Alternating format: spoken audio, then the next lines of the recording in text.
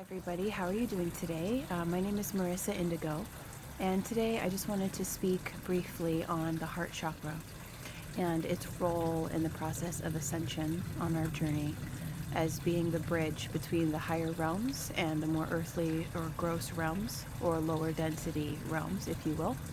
Though lower density isn't really the best way to describe them, but we're just talking about frequency bands. And obviously, the lower realms or more dense reality realms are the physical realms right now, for the most part. And we'll go into that more later because there's more to that. So, anyway, I want to talk about the heart as the bridge.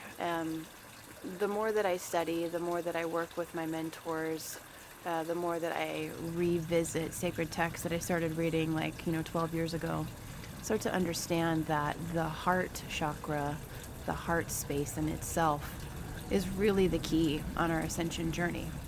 And really what we're doing here is, if we imagine the heart and the heart chakra as if it were a rose blossoming open, just infinitely blossoming, blooming, open, open, open, open, open. And it becomes this incredible journey because we are witnessing mindfully in the moment what causes the heart to close.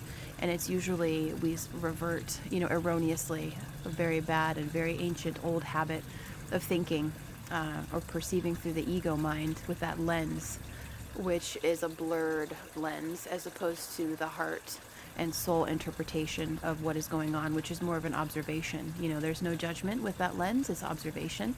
There's no opinion with that lens. There's just a soft, loving, kind energy and an observation of whatever is in the moment with a lot of compassion. So really, as we get into more of the higher aspects of our journey and the embodiment process, in the ascension journey, it's the heart space that is the portal, that is the key. It is the port key. I love that from Harry Potter, the port key. And so I encourage you to observe, what closes it, what opens it back up.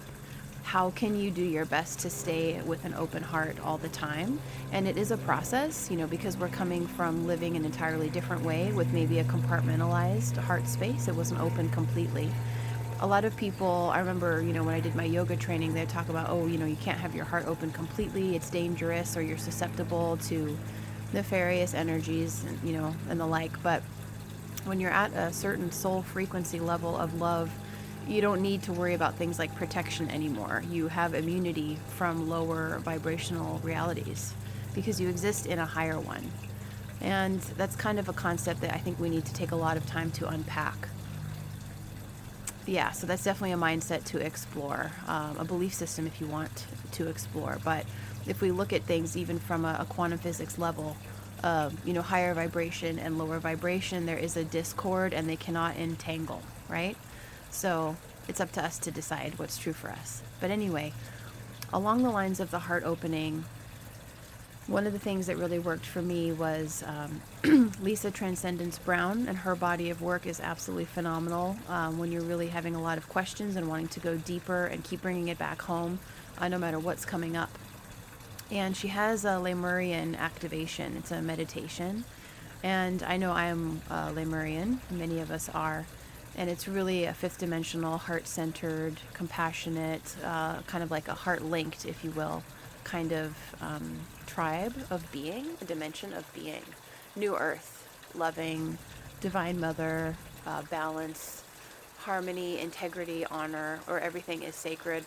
Those are the vibes that come to mind for me with the Lemurians. And so I got this download while doing her meditation to see the heart chakra as like a floodlight of light. So it's this huge beam emanating from your physical body, and it's illuminating in front of you on your path like a road. And that is what you walk through in everything that you're doing.